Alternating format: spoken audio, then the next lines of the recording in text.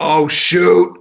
Diner Talks with James. What's up, everybody? Pile in, pile in. Oh, socially distance, please. Oh, slow down. Oh, okay. Hang on a second, everybody. Hang on.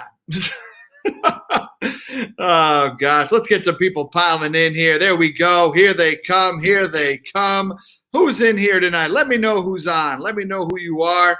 Where are you from? What's going on? Tell me a story. Maybe just tell me where you're from. And if I sound okay, do me a favor, smash that thumbs up button, smash that heart button if everything sounds okay on your end, just so I know. Always playing with my sound setup over here, so we're trying to stay cute. You know what I'm saying? Got a new little webcam situation. How do I look? Do I look HD? Highly desirable. Oh, shoot. Scott Hendricks, good to have you back, brother. Good to have you back. Welcome back.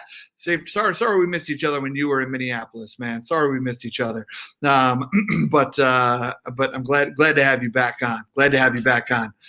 My friends, thank you, my brother. Nice haircut. I did get a haircut.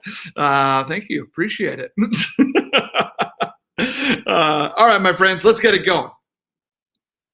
What's going on, everybody? Welcome to the 14th episode of Diner Talks with James. I'm James. Super excited to have you on here today. Tonight's guest, the one and only Darryl Bellamy. I'm super excited for you to meet him. He's a vibrant character with a bunch of stories and even more drive. But before that, you already know what we do out here. Tonight's top three. As always, if you want to contribute, if you would like to contribute to the show next week, let me know what you want me to do a top three about. If you want, throw it in the comments right now. If you have a category that you want me to rank, if you want to hear my opinion, let me know right now in those comments. I would love to rank what you think I should rank. All right, my friends, tonight's top three. First off, here we go. The top three pieces of advice I've been given after I needed it. All right, here we go. First off, my golf coach when I was on the golf team in high school, he watched me hook a ball into the water on the left. My father gave me his hook, so I hit all the balls to the left. I hooked the ball to the left, and my coach came up to me and said, "I think you should have aimed more to the right." Oh, wow. Thanks, coach. Appreciate it. All right, number two, my doctor telling me maybe I should try exercising. Okay, cool. Thank you. Thanks so much. And the number one piece of advice that I've been given recently that was a little bit too late is Donald Trump saying, "Hey, maybe you should wear a mask." Okay, thanks, Donnie boy. Real helpful. Welcome to the party, brother. All right, up next. My guest tonight, Darryl Bellamy, is from North Carolina. I don't know if he's born and raised in North Carolina. I think he is. But I went to school in North Carolina, spent 7 years in the South. You took a New Yorker, you planted him in the South, and these are the top three phrases that I picked up while living in North Carolina. First off, all y'all. Sounds a little redundant. It's kind of like the redundancy department of redundancy. But y'all isn't good enough. All y'all is like literally like the whole group. It's not just like you four over here, right? Or as we say in New York, use twos, use threes, right? No, all y'all. So there we go. Very inclusive term. It's a little ridiculous, but I now say it. But the whole time I was in the South, I never said y'all once. But as soon as I left, I started saying it all the time. I don't know. All right, next. I had a buddy of mine. His name is James. He was a long snapper for a football team. And James used to say all the time, instead of hell yes, he would say, yes, hell. And that just makes me crack up. So now me and my mom, whenever we're together, we say, yes, hell. And that's just a good one. And the third and maybe most important thing that I learned, phrase that I picked up in North Carolina, is barbecue. My friends, I'm from New York. When you say we're going to barbecue in New York, I'm picturing sausage and peppers, all right? Maybe a little hamburger, a hot dog, all right? You want your buns toasted or not? You know what I'm saying? We're getting kosher dills over here. You say barbecue in the South, my friends, and that's where I found my religion. Shout out to barbecue. But I don't love North Carolina-style barbecue. I'm still more of a ketchup-based barbecue sauce. Shout out to KC in the building, St. Louis, those kind of places. Last thing, top three. Darryl Bellamy, is a fear researcher. That's paranoia inducing, but he is a fear researcher. And so I decided to rank my top 3 irrational fears. These are my top 3 irrational fears. I often talk about my emotional fears. I'm sure those will come up later because it's fun to cry. But no, these are just ridiculous things. Okay, first off, every single chair that I sit down in, I am afraid is going to explode. It's just a big man thing, y'all. It's a big man thing. I think every chair is about to explode before I sit down. The next thing I'm absolutely petrified is of ice. And that's humorous because I just moved to Minnesota, but I am paranoid about ice. I have terrible knees. I've dislocated my knee walking on ice before. I've hurt my back walking on ice. I now am a champion penguin walker, even with those little crampon things. And my top irrational fear that I have is butterflies. My friends, they're very erratic. Okay, I don't know where they're going.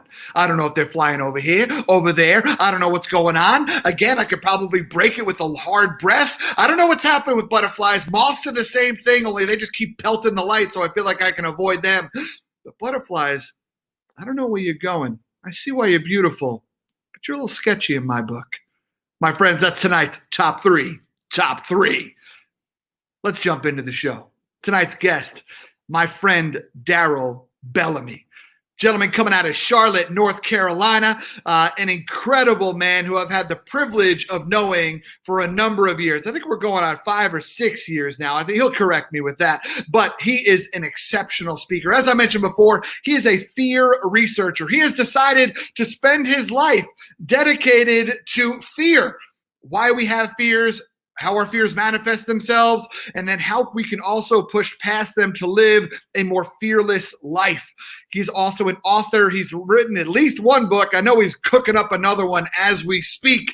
And he's just an incredible human being who is vibrant and has more drive than anyone I know. Y'all clap it out right now for the man, the myth, not the legend, because he's right here, Darryl Bellamy. What up, James? What's up, brother? How are you? I'm good, man. Happy Wednesday. I forgot what day it is already. Happy Wednesday. Happy Diner Talks Day. Happy Diner Talks Day. Darryl, good to see you, brother. How things going down in Charlotte, man? It's good. Weather's good. It's warm. I guess hot sometimes, but Charlotte's good. I think our cases are going. All the cases are going up. So I can't even talk about Corona. Yeah. We doing all right. We good. Yeah. I love it, man. So here's the thing. Down in Charlotte, y'all don't really have diners per se. Okay. But, we got Waffle Houses. We have Midnight Diner. Midnight Diner's pretty dope. Midnight Diner's a spot? I've not been to Midnight Diner, no. You got to try it. That's dope. What is your favorite late night eatery spot, and what do you usually get? Are you a Waffle House guy? Or are you a what's your move, man? Okay, so let me tell you about Waffle House. So I've tried Waffle House 3 times, didn't like it. The second time I went to Waffle House, I was sitting at my chair, sitting there eating, and I looked behind, the door that goes to the back. Yes. And there was a lady looking at me smoking a cigarette. So I knew that wasn't a place for me at that point. So Waffle House isn't my place. But my favorite late night spot is Midnight Diner, hands down. What I get is a half a chicken dark fried, macaroni and cheese, mashed potatoes, and their grits. And I'm a cheese grits person, but literally at Midnight Diner, you don't even need cheese in it. So I just get grits as a side item to my food. You don't need cheese because they got that much butter in them, or they're just they actually put flavor in their grits. Yeah, so I asked them, and the secret to really, really good grits is heavy whipping cream. So that's what I learned. Was the heavy whipping cream was where it was at. So yeah. There you go. I haven't told you this, but I've said it on the show before, but just to keep my guests rolling their eyes, when I first moved to the South, I didn't know what grits were. I mean, I knew they were a thing, but I'd never had them before. And so when I went to Waffle House, what I used to do is I used to take the strawberry jelly packets and I used to put those in the grits. And your facial expression is about perfect. So when did you make the transfer to like actually like stop doing that and learn what actually grits were? What was that transition like? Yeah, so I still love. I only my favorite kind of grits are sweet grits. I'm a sweet over savory kind of guy anyway. Okay. So I put a lot of sugar in my grits, and I enjoy that, sugar and butter. But I can get down with some cheese grits, and I can get down with like shrimp and grits is obviously iconic. I don't need those grits to be sweet, but yeah, that's when I first started getting down with some grits. So. Down with that. That's good. You saved yourself with the shrimp and grits, but that whole like jelly thing that don't work for the South. Are you born? Did I get it right? Are you born in North Carolina, man? No, I was born in Philadelphia. Philadelphia, the other North Carolina. 7 years in Philadelphia. First 7 years of my life. 5 years was my middle school years in Chicago. Yeah. End of middle school and all of high school in Raleigh, North Carolina, and then college at UNC Charlotte, and I haven't left since. There you go. If it ain't broke. I mean, Charlotte's just a dope town. They're putting a lot of work into it. It's growing incredibly. The banking scene down there, obviously pumping money into it. Great new minor league ballpark too downtown. Yep. So you know your cities, James. You know your cities. Well, we out here. We out here. So this is cool, Darryl, because you went to UNC Charlotte, as you mentioned, and then you came out of UNC Charlotte and you worked in what field did you work in for a little while? Yo, I worked in banking. So I worked at Wells Fargo for like 4 months, worked at TIAA CREF, which is like retirement. So I got my Series 663 financial licenses, all that stuff. Then I was just trying to make it out. So it's funny because when I was at Wells Fargo, I was telling everybody, y'all, I'm not going to be here long. Right. And I was there for 4 months and I was out of there. Then after TIAA CREF, I was at a consulting company for about 3 years. So that was my journey. But after I graduated from college, James, I didn't take a job right out of college. I tried to start a business called College Concierge. And the goal of that was to get freshman students on campus, like food before like Uber Eats was out, like all these different services, leadership development. I needed 100 parents to sign up. I got 1 parent to sign up. So I had to go get a job. So that's where Wells Fargo happened.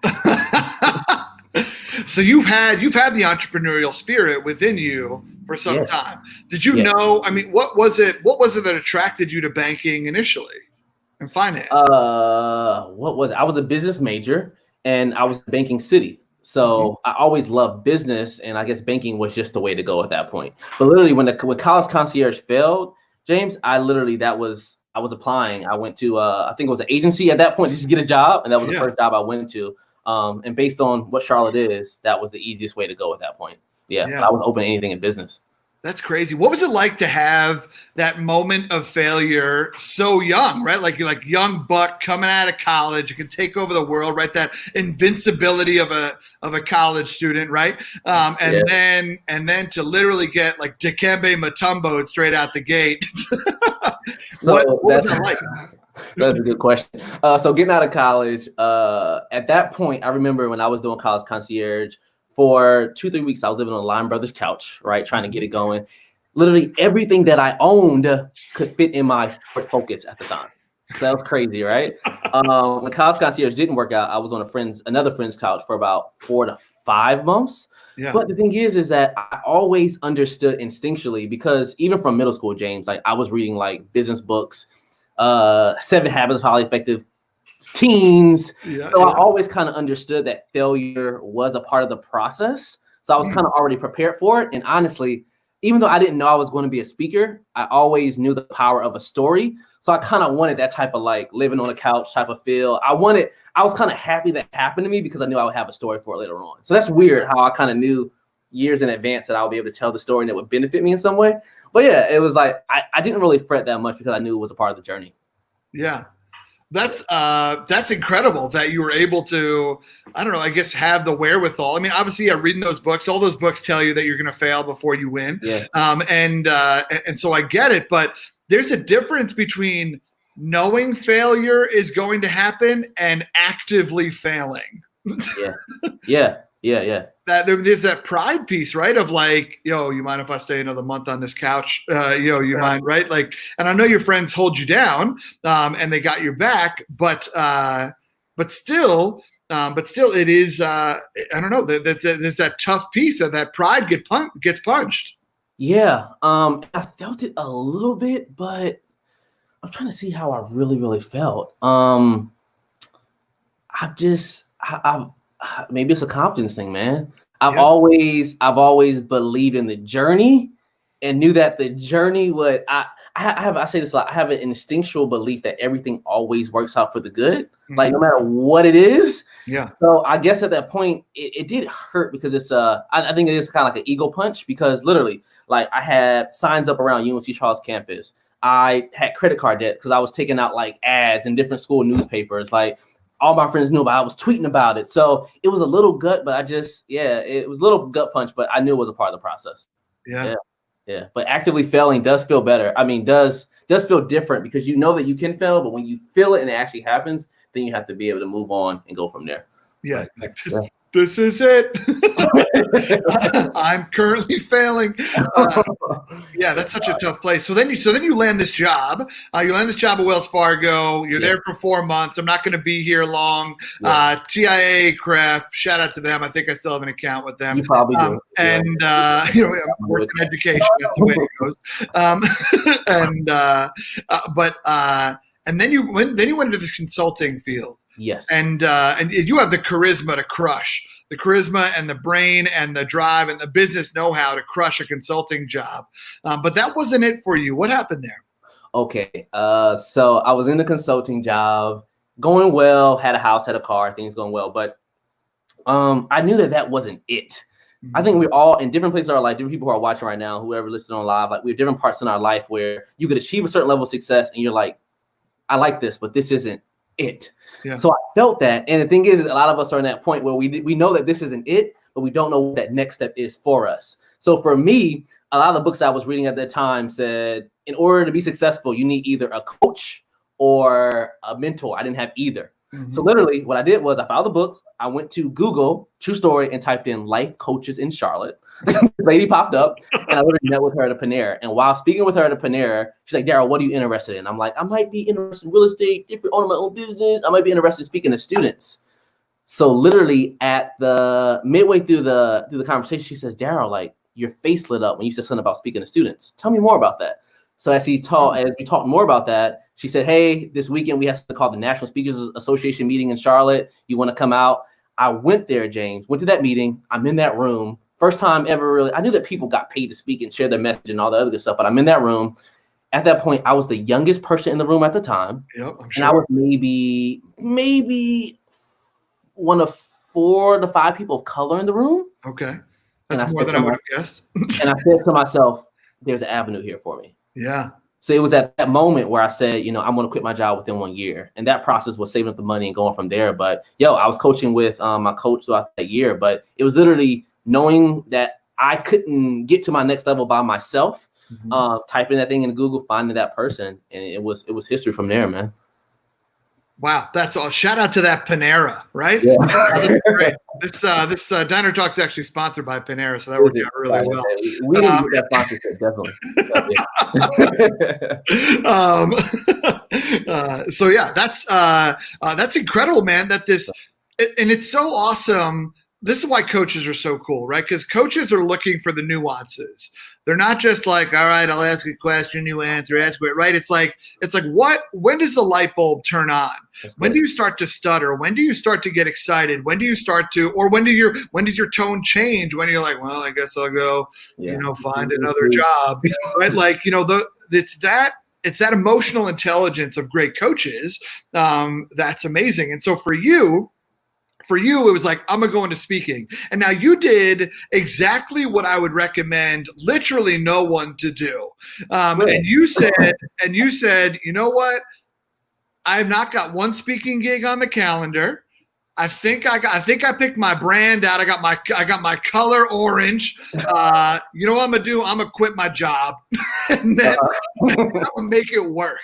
Right? Yeah. I remember that moment because you and I talked a fair amount during that time. And I remember being actively scared for you, but at the same time equally as impressed. Right?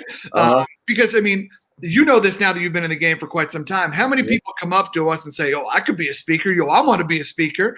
And 3-4 years later, we haven't seen or heard from them, right? Yeah.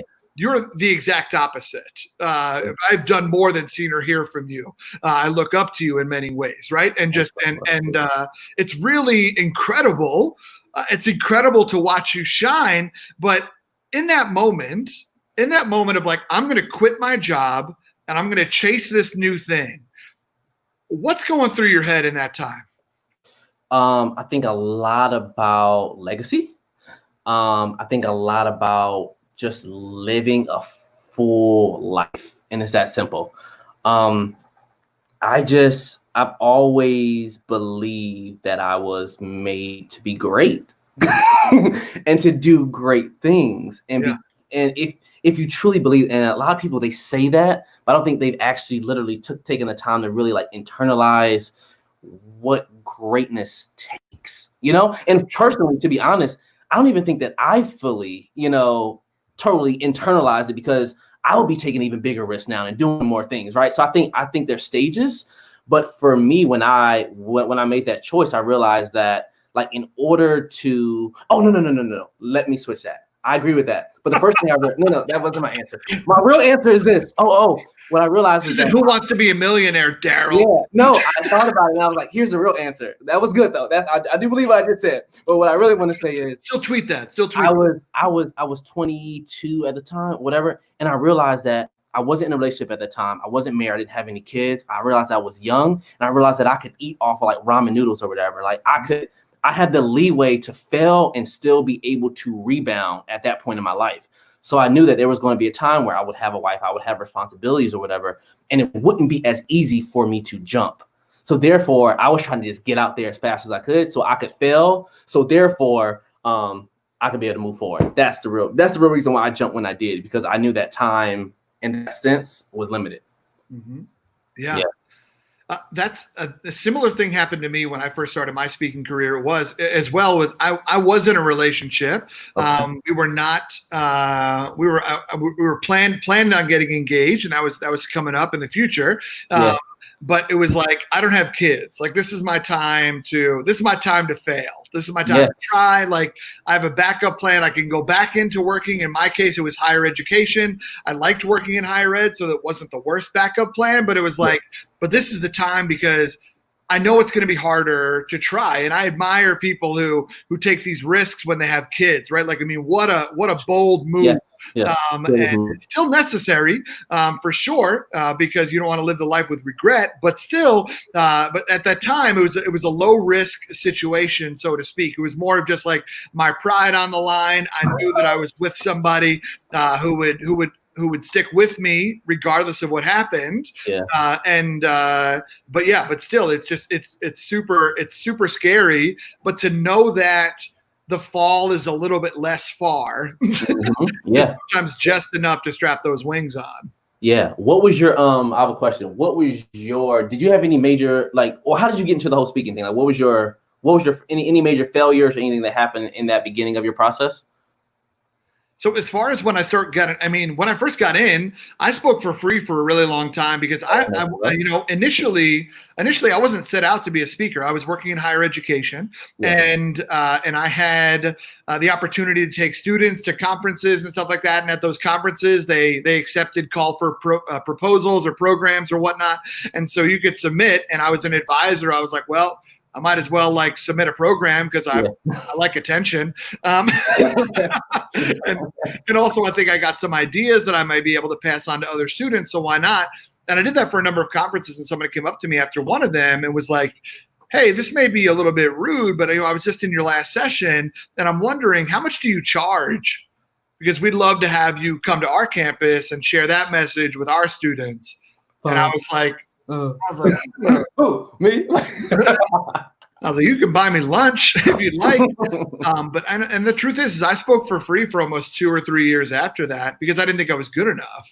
Right? Like, I didn't think, I also just didn't think that people like me got paid to speak, as in people with a lot of privilege who did not come from the bottom and now they're here, right? I didn't have some crazy dramatic story. I didn't kill friends in a drunk driving accident, any of that kind of stuff. And so for me, I was like, well, I don't even deserve to be paid. So it wasn't until a little bit later that I started to build that confidence. That's dope. Yeah. And so that's a huge misconception, is that you need that crazy story, or that life-changing, like, sometimes just who you are is enough. And I'll end it there. Who you are is enough. Yeah. Yeah. Amen to that for sure. And so here's the thing that I love about you, brother, is that you knew from the jump that fear was going to be a topic that you were going to talk about. And it's interesting.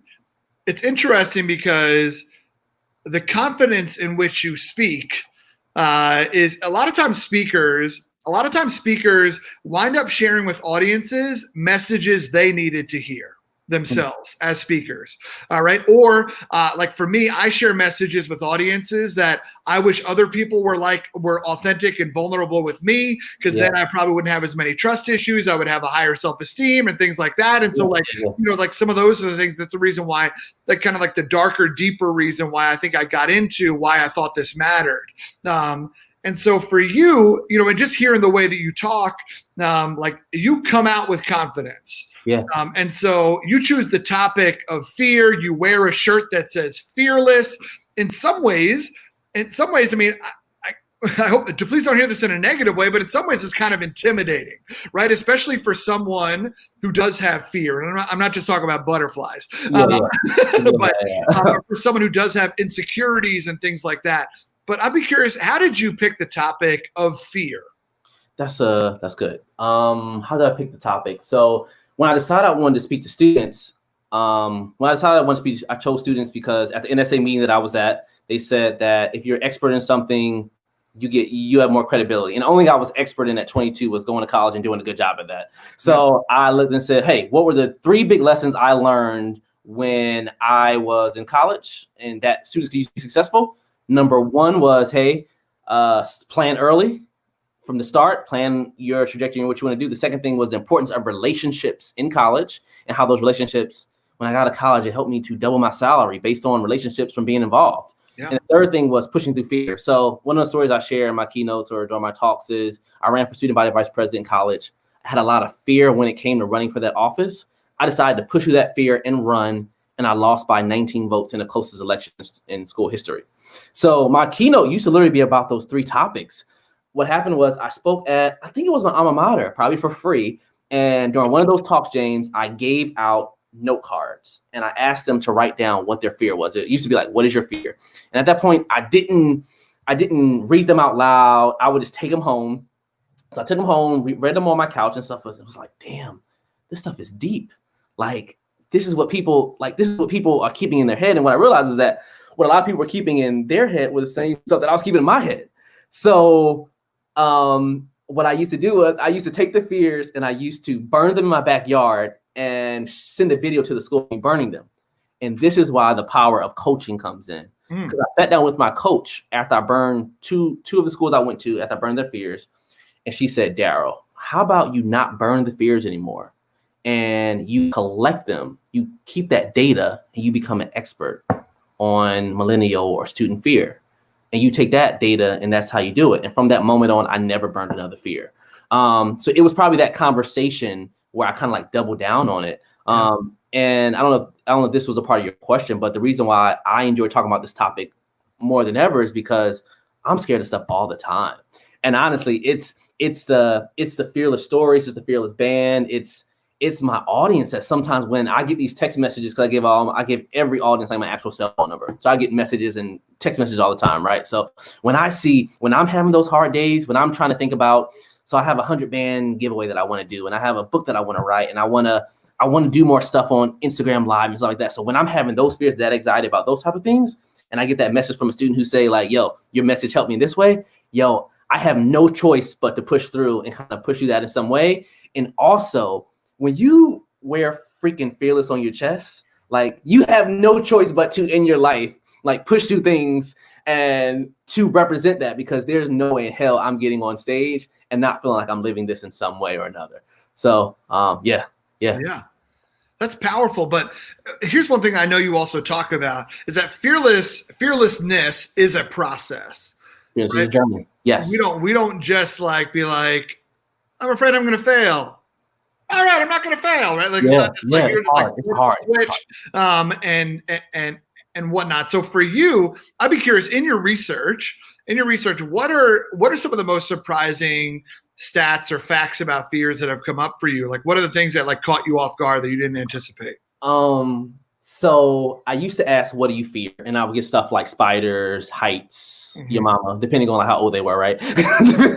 So what I realized was that for most of us, spiders, heights, and my mom isn't stopping anybody from getting to the next level, right? It's usually something deeper, more internal. So then I changed the question to finish the statement, I fear that. So you start with, I fear that, and you write, what is that thing that's stopping you from getting to whatever that next level is for you? So I would still think that I would get some of those like off the wall stuff. I don't get much of that anymore, but the biggest category used to be, and you've mentioned it a few times throughout our time here today, is the fear of failure, right? And as I started playing with the biggest fear categories of fear of failure comes up over and over and over and over and over again. As I put the data in, my boy Civ, as we reanalyze the data, we use, I forgot the software we use. But the number one fear category now is the fear of not being enough. So it's not surprising, but for me, it gets me sad sometimes, but it's amazing how much the fear of confidence stops us from getting to the next level. It's amazing how much our belief about what we believe about ourselves stops us so often before anything else does. So what I'm focused on now is how can we help people get that foundational confidence? I know you do that as a coach in other areas as well, but that foundational confidence is huge. If you're able to get that up, if you're able to really take some time to evaluate those past experiences that have happened in your life that has gotten you to where you are, that gives you the beliefs that you believe now, and being able to change those beliefs, it's a game changer. Game changer. Yeah. Absolutely. Absolutely. That's fascinating. That concept of enough is actually pretty enough, smart enough, whatever enough. Yeah. That's something that you know that I talk about that all the time as well in my conversations as well. And so that's it's validating that keeps coming up. It's not enough. Failure, judgment, and rejection. Number 3. Fear of the future is number 4. And 5 is just like the other category. And the great thing about the data is it changes all the time, right? So I'm excited to see as we get through COVID, as we get through the Black Lives Matter movement, everything that we're currently processing in our time, how that data changes, and what it shows about us as a collective society. Yeah, especially for who you most often poll. I know you do work with adults as well, and corporate and whatnot. But I believe, correct me if I'm wrong, your majority of your audience is still college based. Yes. Yeah. And so it'll be fascinating. I mean, a generation or a time in a short span of society that is constantly shifting and is really susceptible to trends. Here's what's crazy is when I've done adults, the categories are very, very similar. They might use different words, but we still deal with the same shit. Like it just gets the words changes, but it still comes down to what you believe about yourself. So if you can change that, if you can get over like those thoughts in your head, then like you can literally like surpass so many people. It's so crazy. It's crazy. Go ahead. It's crazy. It is crazy, man. And so for you, as you combine this research with your work ethic, I'd be curious. You have such a outwardly, you have such a strong sense of confidence, and like you said, I gotta live this fear. If I'm gonna rock this, I gotta live this, and whatnot. What do those days look like where you're like, maybe I'm not gonna wear the sweatshirt today. Maybe I'm just gonna pop on a Nike hoodie real quick. Yeah. What are some of those days look like for you? What are those moments where it's like, I don't know if today is a fearless day. I want it to be, but I don't know if today is that. That was this morning. So this morning I woke up like, I think those days happen where there's so many things that have to get done where you don't know where to start. Yeah. That's one of those days. Another day would be like where you're talking to someone who inspires you and they're doing so much sometimes. Mm-hmm.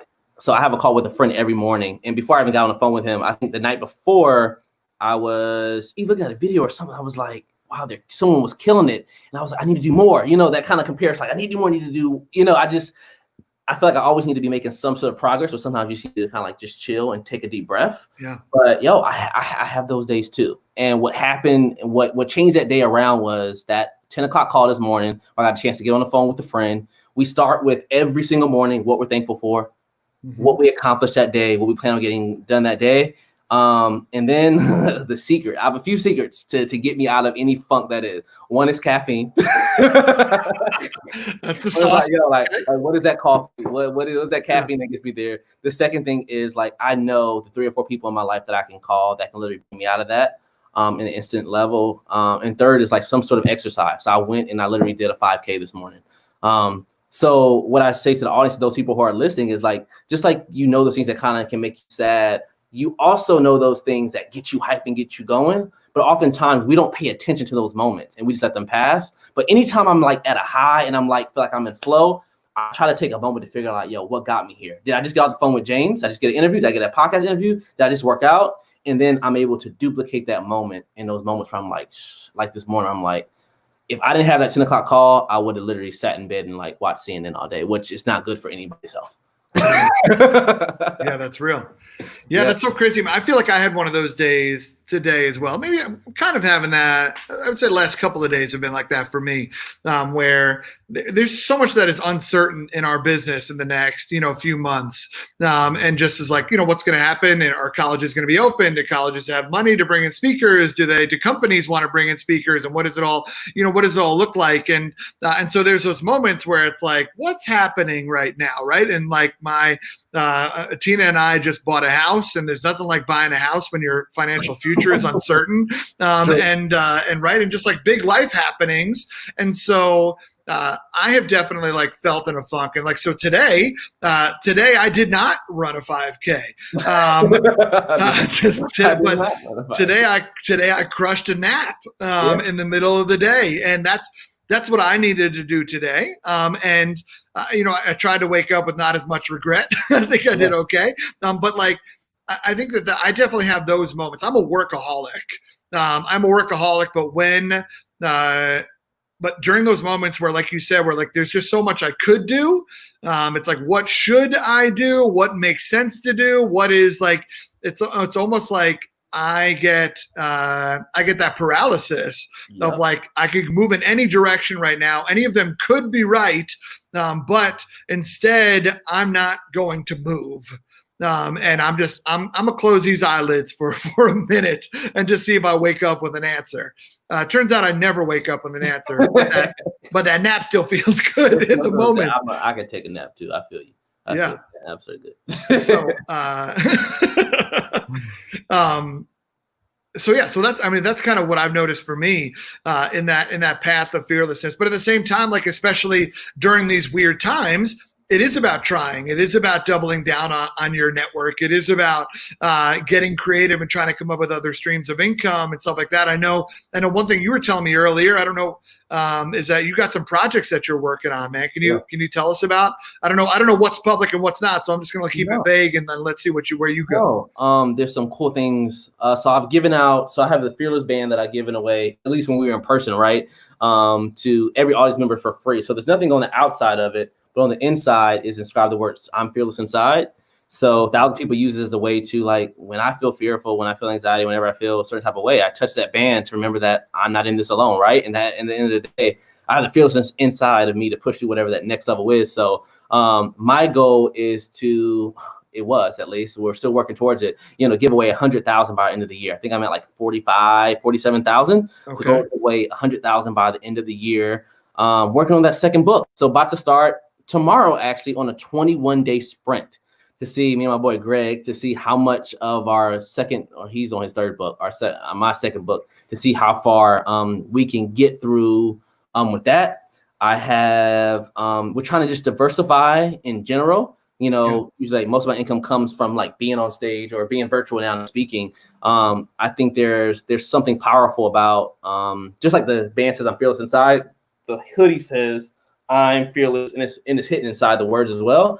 The goal would be, how can we spread the fearless movement forward? So I have a whole brand when it comes to like clothing now. And a lot of that money that goes towards a brand goes to me, buying more fearless bands and being able to support people in that way. So those are my biggest, like my projects, like the Fearless store, getting more bands out, and then trying to figure out this whole virtual environment, man. Like it's fun. I could say that in the beginning, in that March, I was like, do I really want to do this? But it's hard to get me on. It's hard to get me in person now. It's like when you say virtual, I'm like, sign me up. so it's fun. It's fun. Yeah. That's amazing. I mean, there's so many perks to the virtual environment for sure. There's some really cool aspects of it. I know I miss the energy. I think one of the things that I miss the most is that feeling of when things are over. Right now, it's just like leave meeting, and then it's like this weird silence in the apartment.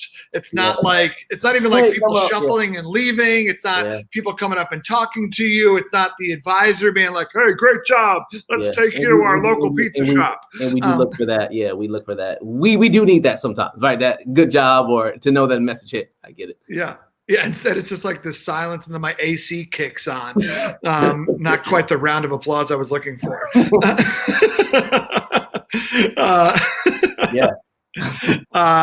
Darryl, I think we should jump into the next segment of the show. So let's do that really quick. Here we go. Oh, not these two again over here. Okay, all right, break it up, you two. Enough of this here now. Oh, yeah, that's right. That's right. You're not smiling now, are you? I still don't know what that is, but it makes me happy. All right, Darryl. This segment of the show is called Things You Didn't Need, Things That You Didn't Know About Me, but are now glad that you did. It's still a work in progress, the title of the segment, but we're getting there. So I asked you to come up with some random facts about yourself, and so I'll share a random fact, and then I want to hear one from you. Okay. Sound good? Yeah. In my senior year of high school, I was driving my 1987 Civic hatchback. And I was racing my buddy in his 1967 cobalt blue Mustang with the V8. Mind you, my Civic hatchback was all stock. So I was just goofing around with this guy, and I took it around. I jumped into the turning lane to pass him on the left-hand side, came back across. Then I had to make a quick right turn. The turn was a little sharper than I remembered, and I did a 720 into a parked car. I was spinning so fast I hit it twice. A hell of a story. Super random. Fortunately, I was okay. Fortunately, but my passenger was okay because that would have been a lawsuit. The Honda Civic after that we called Old One Eye, but it still ran because it's a Honda. Dope. Is it my turn? Your turn. What you got? All right. So So one thing I thought about was the fact that, and my girlfriend hates this, I literally, so I have a few debit cards, few credit cards, that I use, and I lose all of them every week. So right now, my wallet, I only have one. So I'm terrible with cards. So literally, like once a week, I'll go through like my car in between the seats, like go through like my laundry, go in my bed, and so when I was getting ready, before I got ready for this, I picked up my pillow in order to find my AirPods, and literally I found a debit card. So I'm terrible with putting stuff back where they originally were. That's the first one. So wait, so you just do you ever lose them? Where are you constantly calling the debit card company and be like, yo, I need a new card? You find it within 6 hours. I found it within a week, usually a week or 2 weeks. But I know that I never lose them out. I always lose them in the I'll get something from drive-thru, right? And I'm not good with putting it back in the wallet. Or I put it in the seat. And I do that all the time. Or I'll be ordering something on my bed and just put it on the bed, and then you never find it or whatever. So yeah, I never call because I know that I want to find it eventually. And there's some that I haven't found yet, but no one has ever spent it, so I'm good. You're good. It's probably still under the couch.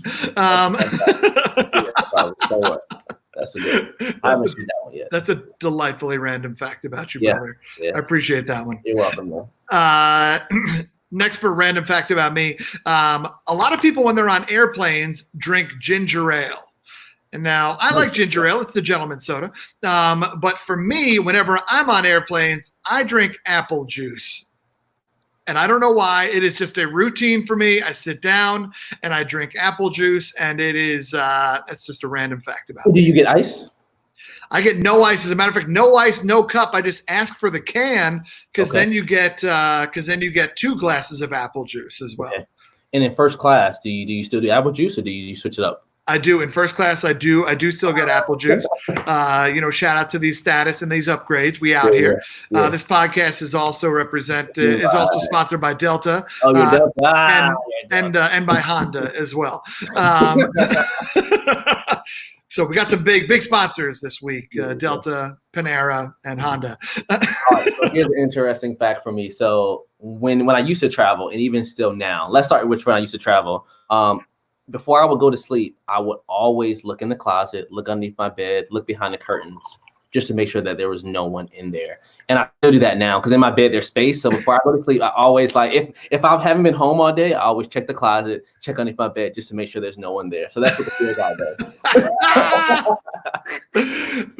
Has that been something you've done since you were a child? Like, is that just kind of? I don't know. It's more like a protectionism. So like a protection thing. So when I lay my head on that bed, I know that there's no one in that room but me. And if someone comes in that room, I'm going to hear them. I don't know how long I've been doing that, but definitely since I've been traveling and stuff, I just like to know what's in my space and what's going on. For sure. Have you ever had the situation where you're in your hotel room and then somebody else keys in because the hotel assigned them to your room? I haven't had that. No, that's weird. It's terrifying. So do they actually key in and actually come through the door? It could come through the door. Yeah, I mean, I'm a deadbolt user, right? Okay, yeah. For sure. I mean, yeah, Stacy does that in hotels as well. There we go. So yeah, but yeah, no, for sure. Now here's a question: in hotels, do you use the drawers? No. Now, if I'm there and I'm never somewhere for a week. But if I'm somewhere for a week, I would probably use the drawers. Fun fact, this is not on my list, but fun fact is when I was younger, I always told my parents that I wanted to live in hotels when I grow up. So it's great that my dreams have come true. You're doing it, brother. I always want to live in hotels. Now I don't necessarily want to do it anymore, but I'm just saying when I was younger, I wanted to. So it's cool that I get to live in hotels now. That's amazing. Back in the day, pre-COVID. Pre-COVID. Shout out to pre-COVID. PC and AC. Whatever that AC will be. Stacey said somebody key into her room twice. That is terrible. AC, I'm hoping that you're using that deadbolt at this point. The weird thing is like let's say you were in the shower or you were somewhere you didn't hear anyone and you walk out and you're like, well. Yeah. So this is the crazy thing also, and this is where, I mean, there's male privilege in a lot of places, but in travel is one of those places as well where I know that if I go to the hotel desk and I say that I'm staying by myself, I just need one room key, I can give them my name, I don't have to worry about any of that stuff. But I know a lot of women in our industry will say that I need 2 keys to imply that they're staying with somebody else, and they're also making sure that hey, they also tell the person, don't say my room number out loud because there's somebody behind me and I don't want them knowing where I'm going. But it's things like that I've literally never had to think about as a male while traveling. Yeah, I've never considered that piece of my male privilege. Yeah. I'm like 1 key because I'm gonna throw it away anyway, you know. So exactly. Yeah. I get. Well, you're gonna leave it under your pillow randomly and lose it. So I always do 2 keys because I don't care if I'm there for a night. I could lose 2 keys within 2 hours. So that's just you just have to know yourself and be fine with it. Just be confident. That's it. You lose it in that little baggie with the waters. Yeah. I love it. Let's jump back in, Darryl. Let's jump back in. So here's my question for you, brother, is that, we talk about fear, we talk about confidence, all those kind of things. I love that we're talking about fear and you talk about how you still check every single crevice of the room before you lay your head down. But for you, is that confidence in all aspects of life, or is it primarily in business? For example, is that confidence in friendships? Is that confidence in romantic relationships? You mentioned that you have a girlfriend. Do you see that does that same energy last through all of those different areas? That's a really good question. So I would say business is there in a way. Because I think we have our days, right? But I would say that where wouldn't it be? It would probably be in the start of relationships. So when you start, I was never the person to go up to somebody and be like, hey, how you doing? I was never the huge approacher. So the people that I've usually dated in the past were people that were usually like friends first. Like Yeah. you start as friendship and then you kind of like build from there. But I always like in the beginning, I knew that there were going to be more. You know, it's like, yo, I'm working for something because this is a long play right here. Exactly, because for me, what it came down to was the fear of rejection, right? And that was huge. So that's the number 3 fear for most people that I found. But I knew that if we were friends and that if you knew me, then it's easier to kind of like make that move. So I would say that in that relationship drama and that approaching and that like, yo, what's up? How you doing? You know, can I get you? Like that would be where like I would say I don't have to right now. But yeah, I think that would be where my where I'm not as fearless or as bold as I would like to be. And you call yourself a Kappa. That's fascinating, brother, because I took a very similar approach as well. And for most of my life, I didn't have my first girlfriend until I was 21. And got my first kiss when I was 20. Fun facts here, y'all. And so for me, up until that point, I chose the friend route every time, like as in like, let me try the friend approach, just because I believe that's where good relationships come out of. And I still believe that. But for me, I was never able to round that corner. And so the fact that you did is very impressive to me. Like I'm over here like Kevin James for over 3/4 of the movie of Hitch, though. You know what I mean? Like just dreaming about that girl that thought I was funny and thought I was like cool to be around, but not actually anything else. You know what I'm saying? And so, so I hear you about that insecurity. What was it as far as like that fear of rejection? Why was that such a big thing for you? I don't know. I would say if I had to give an answer, you just don't want to be turned down. You just don't want to be, why was it so big? It's the rejection is hard because I think sometimes if you would get that rejection, then I think you take it as though there's something wrong with you. When it doesn't necessarily mean something is wrong with you, it just means that you're not the right person for that person or that individual. And I think it's just like realizing that, I mean, I have friends, you know, brothers or whatever, who like, yo, they can get turned down 5 times and still be good, right? They just keep on moving. Like, okay, no, next. And you keep it moving. So like, I think it's cool. I admire the gameplay. But it's just, for me, it would have to take practice. And if it was something I wanted to tackle, then at some point I could, but I'm happy now. So but it's just something that like I know, and there's books out there. I read books on it and stuff like that, but it's just something that it takes time. It takes time to learn. But I do have that growth mindset where I believe that if I really wanted to tackle it, I could. Yeah, absolutely. I hear you on that for sure. It was that, and that's why I think in a lot of those situations for me, there's only 1 or 2 people that I was ever like, do you think we could, you know, maybe like try to see if we could maybe like, you know, like maybe like right, you know, crush them, kill them with confidence for sure. So I hear you. I always had that fear. Like I have a fear of people not liking me, right? That's a big thing of mine. And that's been something that I've always been working on, because you're never going to be able to please everybody. So you might as well please yourself in the meantime. And so, but in that process of dating, it was always like, well, I don't want to like ruin what we have in our friendship. And, I would always clam up or, I would help them with their boyfriends, right? Like I've helped. I think about my main college girlfriend. I helped her, and then I got her. So I was helping with the purpose. I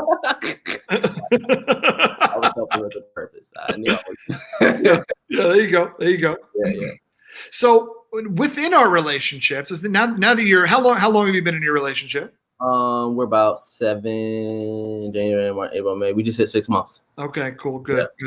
They're watching, so get it right. But I think there's this weird in the beginning of relationships, there's this confidence, right? Because everything's happy, everything's go lucky. You like can't miss, right? You're like, it's like NBA Jam. You just hit 3 J's in a row, and you're on fire. You're like, okay, every date is a hit, every whatever. Right? It's romantic, it's fire, and I think that I think the honeymoon phase can last for a very long time. I don't think you have to leave it. I think a lot of people think they should leave it or whatever. I think it's a place that you can choose to stay and certainly choose to visit throughout your relationship, but there is still some fear. I know that I have, and I'm wondering if you have it. If not, that's fine. But I think there is still some fear that I have that like I still need to work at this. Like I need to work to keep convincing you to love me, to keep convincing you that like that you made a good choice. Like it's not just taking it for granted of like, you know, I'm not an investment bank and you just gave me your money and be like, we're fine, let's check in once a year, right? Like no, it's like I want to keep checking in and letting you know that we're good. How you doing? How you feeling? How do you think you are at that aspect? Is that something you've thought about at all, or maybe y'all are still? I think about that often. So for me, it comes down to number one, just getting better with every relationship and improving. So not making the same mistakes. And the big thing that I focus on in business and life in general is I think every generation of a family should do better. So you should improve upon what you've seen. So when I look at my parents' relationships, when I look at other relationships that I've seen from other older couples, is either I want to emulate that or I want to be able to improve upon what I saw. So when I look at maybe my parents' relationship and say, well, they did this really, really well, but there's this piece right here that I would like to do better on.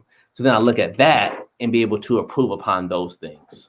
So that's the big thing in my head as well. How can I make sure that I'm able to improve upon those things and to actually be very, very, I would say, intentional.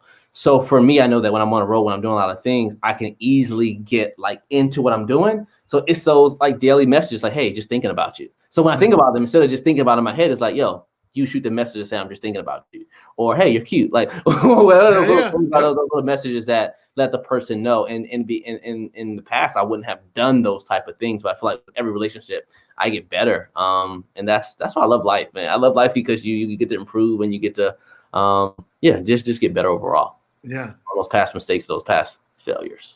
Hell yeah, dude. Hell yeah. Where's your optimism come from, Darryl? Good question. I would say it would have to be, the books that I'm reading, the videos that I'm watching. Like I'm a YouTube, I'll type motivation YouTube in a moment. Like I'll find an audiobook. And I'm also very, very, very, very, very passionate about the fact that you have to be careful the people that you give your time to, like around you.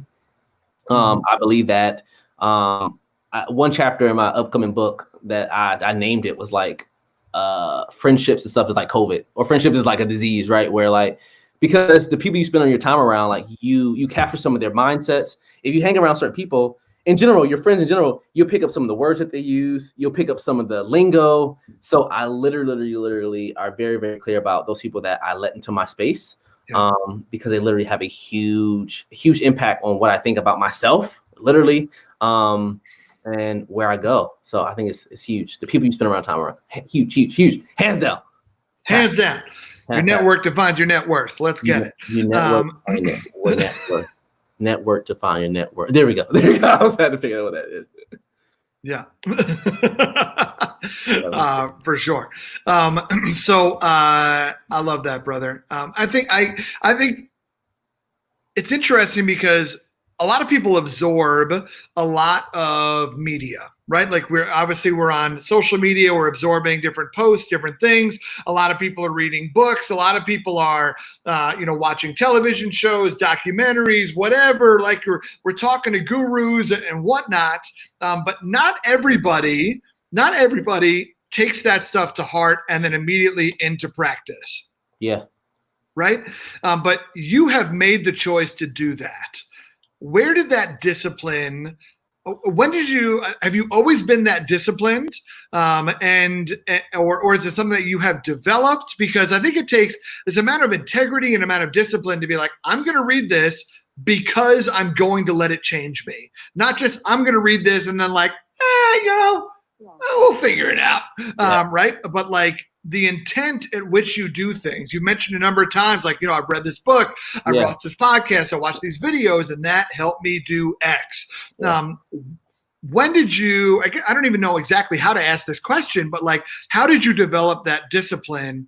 Was it something you always had, or is it something you've had to work at? So it's definitely something that I'm constantly working at. I mean, there's people will know that I'll put something out there, and like I put out there to get like what people think and like what their ideas about it. And there's certain things I never do. So I have a book somewhere. I said like 2 years ago, I was like, I'm going to go to Harvard and get my PhD. And I told all my friends, and I got like a book for GRE and all that other stuff. And I never did it, right? But for me, I find myself putting things out there because I just believe in the power of words, especially when you have a good group around you, to be able to put it out there and be able to get that encouragement. Something I wanted to say, I always lose my train of thought in some part of the interview. We're talking about discipline. How do you keep your discipline? Discipline. Something that helps me is I take in a lot of information from a lot of different sources. I mean, we get Instagram, we get books, we get whatever. Something that I realized for me and my personal self is that when I hear things multiple times, that's when I take effect. That's when I actually take it in. So if I'm reading a book and James says, hey, the book says you need to do live events, then I'm having dinner with James and what's her name? The nice woman who works with you? Laura. And Laura says, you need to do live events with this. And then I talk to her and say, you need to do live events. And therefore I'm like, all right, I need to do live events. So there's a thing that says like that God or whatever you believe in starts with like pebbles, right? He starts with pebbles and then he starts with rocks. And the goal is to never get to the boulder. So we'll never get to the boulder. So for me, I've taken a lot of information. And then when I hear things multiple times, that's feedback based on who I am, what I'm about. That's feedback based on things I need to do. That's when I really take it in. But at the end of the day, I'm just trying to take in as much information as possible and go from there. Mm-hmm. Yeah, that's awesome, man. I admire that in you for sure. And I'm stubborn. I'm stubborn too. So that's why I'm saying I have to hear it multiple times. Sometimes people are like, yo, you need to write this book. You need to write this book. And then the fifth time, I'm like, okay, maybe I'll actually get this done. Yeah, because we all know those people that you say one thing and all of a sudden they're off like a rocket. Yeah. Because they were just looking for something, any sort of direction, but it may not even be right for them. Yeah. Yeah, absolutely. Darryl, it's such a damn pleasure to talk to you, brother. Done? I appreciate you, man. We're going to hang out. We're going to have some people ask some questions. If people have questions for Darryl, I would love for you to throw those in the chat. And please do, so we can talk. If you got questions about fear, if you got questions about his upcoming book, if you got questions about discipline, I'm sure Darryl's got some book recommendations for you as well. If you want to hear some of those book recommendations, make sure you ask us, because I don't want him to just give information that you don't want. So yeah, put those in the chat. But for those of you that are listening right now on the podcast, thank you so much for listening. I hope that you'll like it. I hope that you'll subscribe, that you'll download a bunch of episodes and keep reviewing the podcast as well. We need those. As always, if you'd like to hear the Q&A, make sure that you go to my YouTube channel. Type in James Robillata on YouTube. It'll come up and check it out so you can listen to the Q&A for Darryl Bellamy. Thanks so much for listening, podcast. Folks, y'all take care. Peace out. All right, y'all. Let's see what's going on. Shout out to Paul. Paul, thanks for all the love, brother. What's up, Paul? My boy, right? It's always beautiful to see who you've made an impact on, man. For sure. Yo, Robbie Miller. What up, Robbie? What up, Robbie? Good to see you. Good to see you. We'll see if some questions come in. They may or may not. May or may not. Scott, am I glitching over there for you, Darryl? No, you're good. Am I? Eight.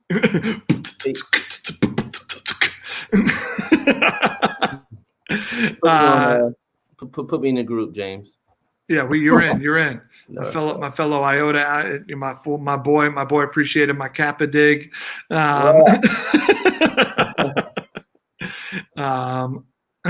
Alex Dudek in here. I love it.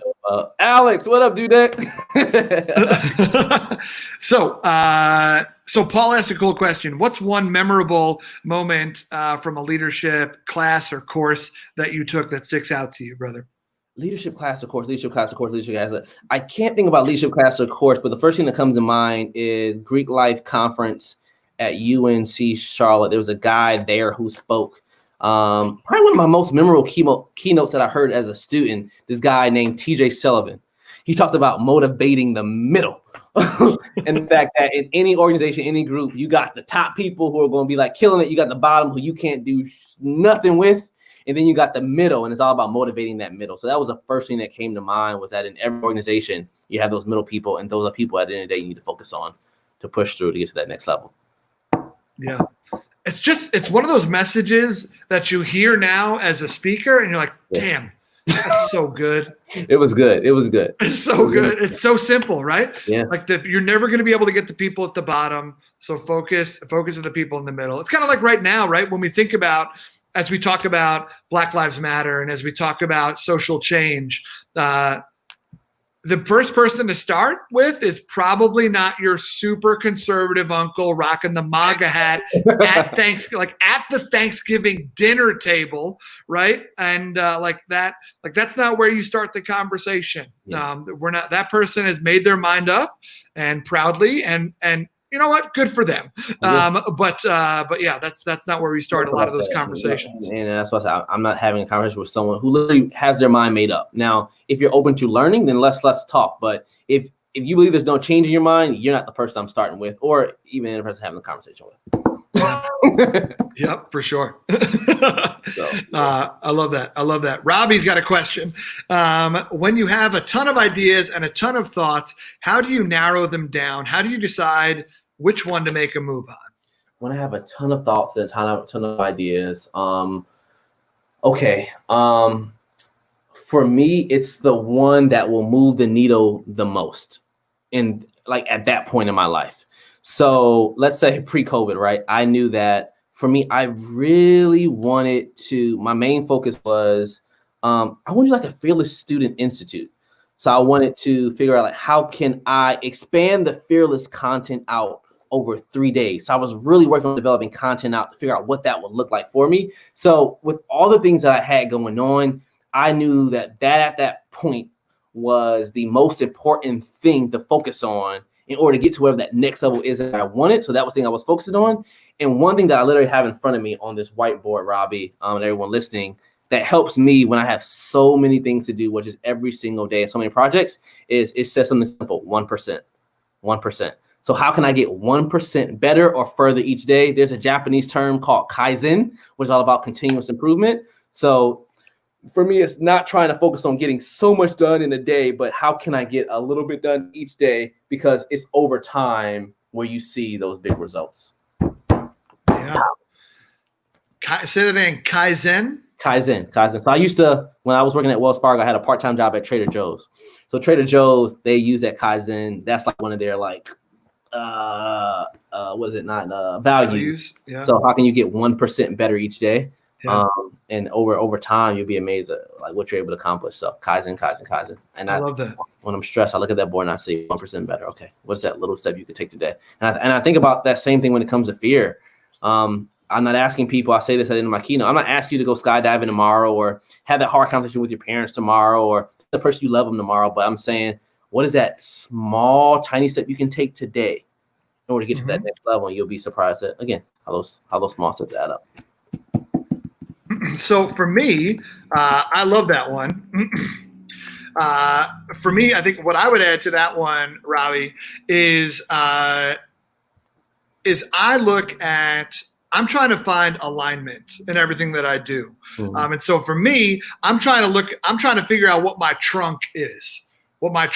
Because everything that I do should branch off of that trunk. But what a lot of people try to do is they try to plant a whole bunch of different trees and then see what grows. But you only have enough water, you only have enough whatever to give into those things. And so for me, when I have a ton of ideas, I think about which one of these aligns with what I do. So right now for me, like my trunk is authenticity, vulnerability, right? Like that kind of stuff, like enough, like that's where my trunk is. And so if it makes sense, if it feels like it could be a branch off of that, then I'll talk about it, right? Like, so that's why I started talking. I was like, I want to start talking to men. Cool. How can I talk to men within that is aligned with what I already talk about? Awesome. I'm going to do that. Right. Tina and I are talking about starting like doing relationship retreats. What does that look like? Like, coming out of that same authenticity and vulnerability in relationships. So it's trying to figure out first, what is the trunk? What is the thing that I'm excited to have everything else branch off of that is aligned? Go from there. So that's where I'm at. So for sure. Great question, Robbie. Love that one. Okay. Here we go. Scott asked you a question. Darryl, did James give you a head up about the transitional video tonight? If not, what were you thinking about it when it came? First off, Scott, this is a rude question. So he Scott, wants to know about the two alpacas. So I was able to watch 2 other interviews throughout the last few weeks. So it didn't surprise me. I saw none of probably the first time I saw it, I was like, yo, what's going on there? But I wasn't surprised tonight because I had already seen it 2 times. Got to keep people on their toes, gosh darn it. Scott, what do you think about the video? Yeah, also, if enough of you hate the video, I'll stop playing it. I think you should hate the video. I think Maybe. it's a good intro. For sure. Robbie, glad we made you think a little bit. We got one more question from Paul. And he asked, say 3 words that make up your life, meaning like 3 words, that kind of like makes you you. Okay, good question. I'm going to say the first word, and this relates back to something. The first word is courage. So big secret to everyone listening, and this could literally ruin the brand if I say this too loud, is so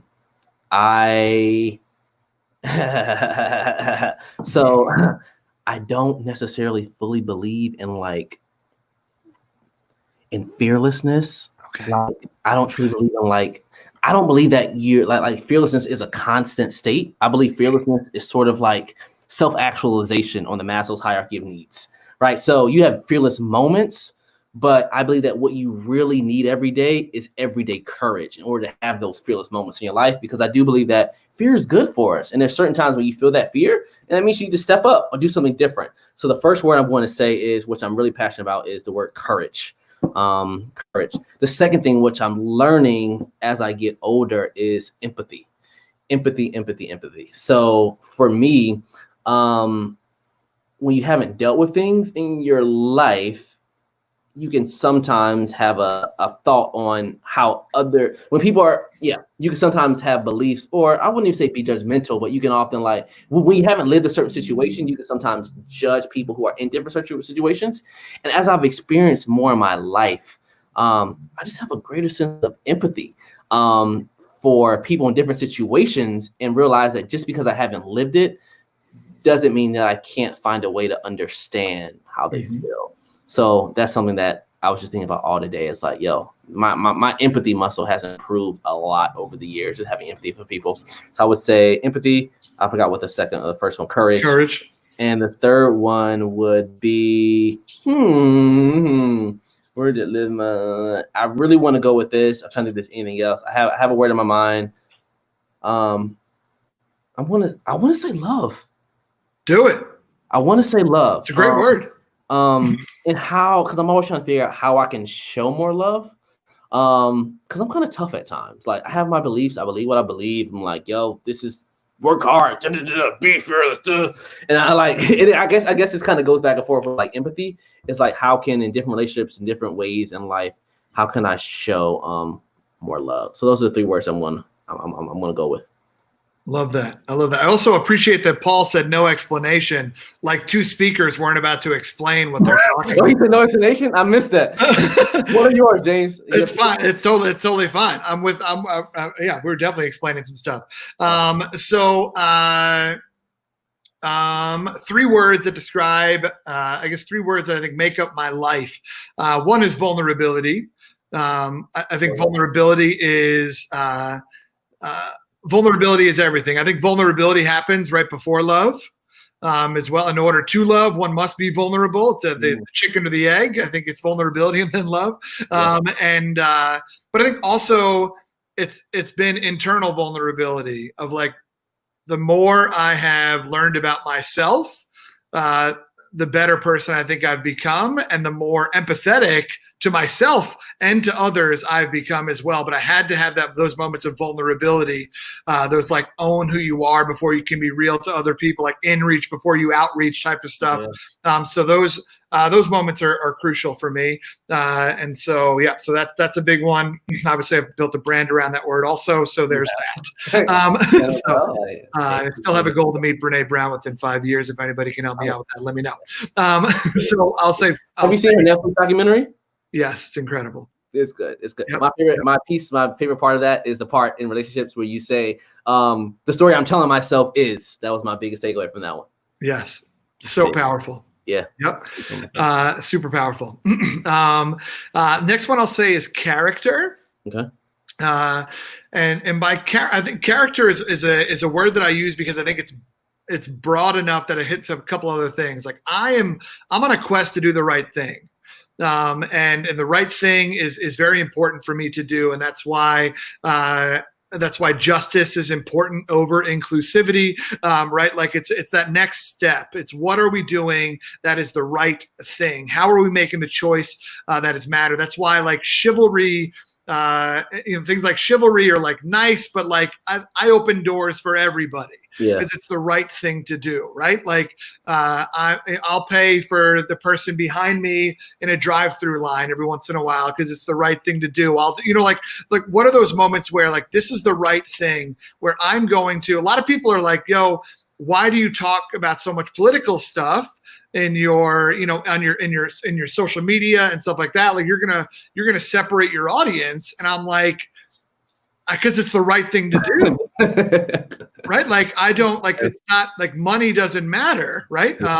And it's lives over businesses, and so with that being said, that's why I say character, and I'm on a quest to try to do the right thing. And the last one I'll say is listening. The last word that I would say defines me is listening. I try to listen more than I talk. As I get older, I talk less, and I listen more. I think that's a little bit of that empathy piece that you were talking about as well. It's obviously listening a core piece of empathy, and that's the biggest thing for me. Is like before I go off on a rant or give somebody advice or anything like that, I challenge myself to ask one more question. Just ask one more clarifying question just to get a little, even though I think I can tell where this is going, let me ask one more question just to make sure so that then what I say is truly applicable, or isn't insulting or isn't whatever, right? So I think those are my 3 words. That's good. So I love it. For sure. Darryl, it's been such a pleasure getting to hang out with you. It's just I always love the time that we get to spend, man. Thanks, James. I appreciate it. Thanks for everyone who came along for the journey with us. Mm-hmm. Yeah, for sure. It's fun.